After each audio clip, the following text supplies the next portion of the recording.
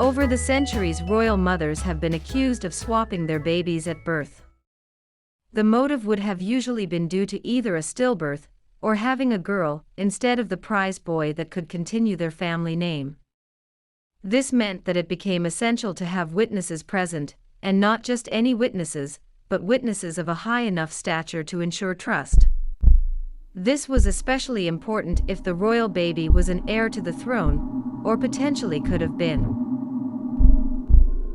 With no DNA testing or any other way to tell if a child belonged to someone in the past, when it came to that child inheriting a title such as a dukedom, for example, if there was any chance that his claim could be cast into doubt at all, then you can bet that any rivals would do exactly that. So a way around this was to have high-caliber, trustworthy witnesses that could stand up and say, "That is the child I saw the lady give birth to." These fears of baby swapping go back to the early medieval times in Europe, and a long time before that, in parts of the Middle East, Asia, and Africa.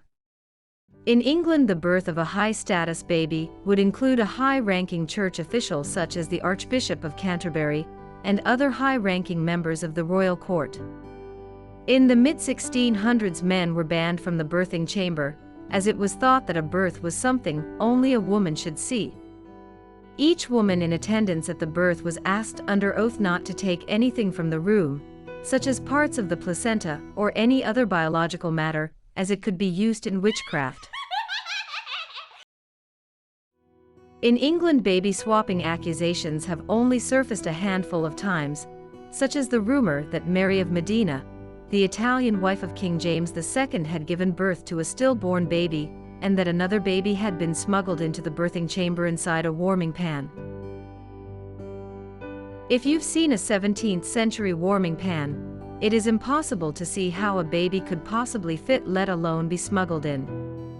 Trying to cram a crying newborn into a cold metal pan doesn't sound like a quiet affair. Someone would have noticed. James II was outraged and eventually produced up to 40 witnesses to his son's birth. However, the rumors persisted. It was decided that the Home Secretary, along with all of the other government officials, would attend all births of the Prince of Wales to stop these kinds of rumors from getting started. Queen Victoria cut this down to just the Home Secretary when she had her children, to do away with the rather large number of government officials at the palace during what should be a private family event. Queen Elizabeth II done away with it completely, and witnesses are no longer required to actually see the birth of an heir to the throne. In France before the Revolution, a whole crowd of people, including the royal family, other aristocrats, government officials, and many more, could be present to witness the birth of a royal baby. No one took the witnessing of a birth to such a level as the French monarchy. Let's take a closer look at the birth of a French king. It was November 1661, Queen Marie-Thérèse, the shy, Spanish wife of King Louis XIV of France, went into labor. As soon as the Queen's contractions began, her quiet palace rooms, in which she had been ceremonially confined for days, began to fill up with princesses, dukes and countesses. Now, as we previously discussed, the birth of a royal baby was considered so important that it needed witnesses. Queens often suffered labor before great audiences of people, a fact which only caused more stress and suffering to the poor woman. In this case, the crush of courtiers was there to assure that a living baby was not substituted for a dead child, and that a royal baby girl was not switched for a desired boy. Outside the palace, a carnival-like atmosphere prevailed.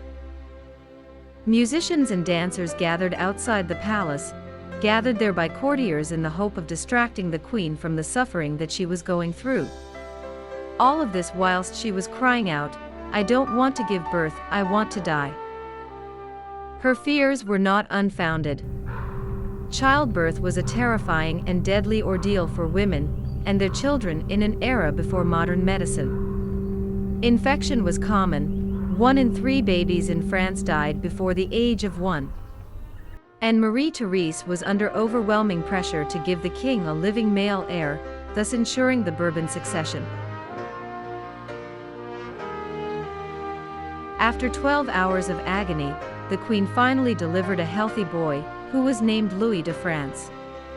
Courtiers in the inner room signaled the baby's sex to those in outer chambers by hurling their hats up the air.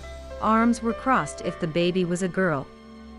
King Louis XIV, the flamboyant Sun King, shouted out the window to his subjects packing the courtyard below, "The Queen has given birth to a boy." So unlike the crowds of witnesses of pre-revolution France, at the recent births of the children of the Prince and Princess of Wales, William and Kate, there were no witnesses, most likely just a midwife and William. Oh, and Kate, of course. Thank you so much for watching. Please like and subscribe.